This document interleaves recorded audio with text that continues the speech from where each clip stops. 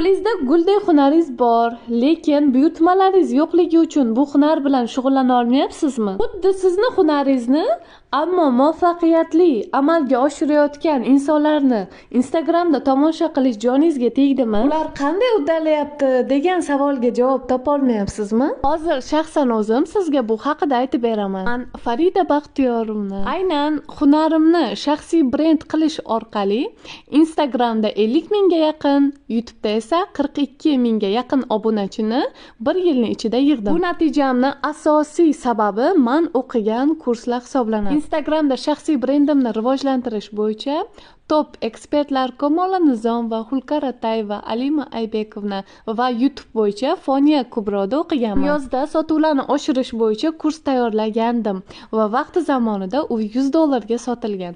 Lekin hozir men yangi darslik tayyorlayotganim sababli eski darslarimni sotmoqchiman. $100 lik kursimni 100 ming so'm deb chegirma e'lon qildim va 100 kishini aynan shu chegirmada qabul qilaman.